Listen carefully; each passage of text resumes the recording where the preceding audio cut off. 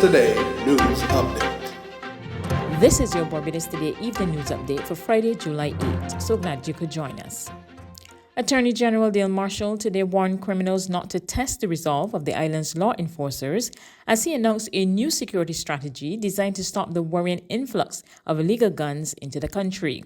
At a news conference held at government headquarters today, Marshall served notice that the days of faceless enablers of gun crime who are calling the shots are numbered, even as he assured that while there has been a spike in shootings, authorities are on top of the situation.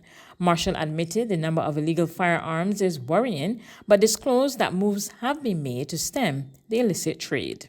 We have settled on an MOU with certain specialized United States agencies to do a number of things which will assist in our mutual ability to deal with the illegal trafficking of firearms. Obviously, you've seen in the press a number of stories in relation to firearm traffickers in the U.S. We are intent that we are put in a position to be better able to deal with those things in a cross-border way. We're also going to be, as a result of that MOU, looking at increased training of our customs officers. Believe me, we know that the criminal element is extremely resourceful, okay? And there are certain characteristics of firearms that they rely on. They know they can be taken apart. They ship them in multiple things. And what is important to us is to make sure that our officers or border protection agencies are fully able to spot them when they see them. Commissioner of Police Richard Boyce made it clear that his officers are working around the clock to keep the country safe. He revealed that they have made significant breakthroughs in solving recent shootings, and he told Barbadians that security this crop over will be top-notch.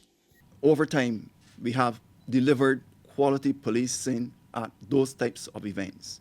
And we are well trained, we have the experience, and we can say up front that we were preparing for such events for over a period of time. So we know where to put our resources, how to go about our planning, what strategies to put in place, and to be there up front before any activity begins. So we will do the necessary environmental scanning, knowing exactly what is happening and putting the resources and the specifics in place to ensure the public that we are on the job and we are alert and we are attuned to everything that is happening in terms of providing that high level of quality, service and security to members of the public. Former MP Hamilton Lashley wants government to overhaul its response to fighting crime.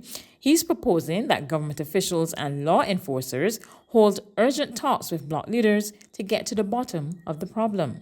There's a need for an urgent dialogue between the real stakeholders, not the mock stakeholders, not the pretenders in this scenario, set of scenarios that we have experienced, with the gun being the preferred weapon of choice. There need to be a real dialogue and talk with the community practitioners, the leaders in the community, the leaders on the block, the leaders, a multi-dimensional approach at the highest level, including all sectors of civil society, inclusive of the church, inclusive of Rastafari, inclusion the Barbados Youth Action Program, the real grassroots intervention is critically needed at this time. Come August 1, commuters can start paying for their taxi fare using a mobile application, MyReadyCa. The new mobile application, which can be downloaded from the Apple Store and Play Store, will allow commuters to pay for their journey with a scan of a QR code by the taxi operators. Speaking to reporters in Hero Square on Friday to announce the introduction of the new payment system, Communications Officer of the Alliance Owners of Public Transport, Mark Haynes, said it's a positive move for operators. Ultimately, what happens is it's about safety, and it's about not having large numbers of cash on the person, in which case the potential thief or potential robber goes elsewhere because there's no money to be had. So therefore then he realizes that this is not a group that should be targeted because there's no money, so you go elsewhere. And this really is something that the Alliance on Public Transport is pleased about. So we hope that in short order, we start in August, but then not too far beyond August, then we will go on to the minibuses. Residents in Lower Estate St. George should soon be free of long-standing woes resulting from a dump in the area. That's the assurance from Senior Ministry of Health official Ronald Chapman as he provided an update on the SOAR issue during the St. George Speaks Town Hall meeting last night. The actual fixing of the problem, I call it remediation, but the actual fixing of the problem, if we were to start now, will take us approximately 3 to 4 months to finish. That is because all the material is on the site, the machinery is there. We've had site visits with the Sanitation Service Authority, persons who work with outing fires, and Leonidine, who's also a member of the Sanitation Service Authority, and the fire service. So everything is in place to fix the problem. The only issue that we've had in terms of fixing the problem is that residents would have said where they need to be able to monitor the emissions from the site when the remediation start. Because once you start to pull it away, you can get flare-ups. And you want to know that anything that is flaring up. Be more direct, Mr. Chapman. I think you're talking, as General Secretary said, in pretty language. In order to fix the problem, it can get worse before it get better? Yes. Thank you. Tell the people so. Okay. So the problem can get worse before it get better. Because once you Right. try and fix the problem, it means disturbing the earth. Exactly. And once you disturb the earth, you can get some smells for a few days while you're trying to fix the problem. Correct. How long will that flare up be? No, because we're gonna No, nothing. How long the flare up gonna be? A week, 2 weeks, a month? Once we start, 2 months? at least 3 months, Prime Minister, to fix the problem. 3 months, because it's a very big problem. Regional and international news coming up after this short break. Pure oxygen is way more than just water. We infuse pristine water with over 1 billion tiny oxygen bubbles using our state-of-the-art process. The benefits of additional oxygen are huge, from strengthening your immune system to increasing energy levels, stamina, and sports performance. And that's not all. It also improves skin health, helps you sleep better, and reduces stress. Join the movement of people experiencing the benefits of pure oxygen. It's not hype, it's science. To regional news, it's been a year since the Haitian president was assassinated in his home. The case has cast a dark shadow over an unstable country, embroiled in political and economic crises and escalating gang violence. We get more in this report. Naomi Jean-Louise has been living in this shelter for weeks. She was forced to leave her home when battles between rival gangs took over her neighborhood in Port-au-Prince.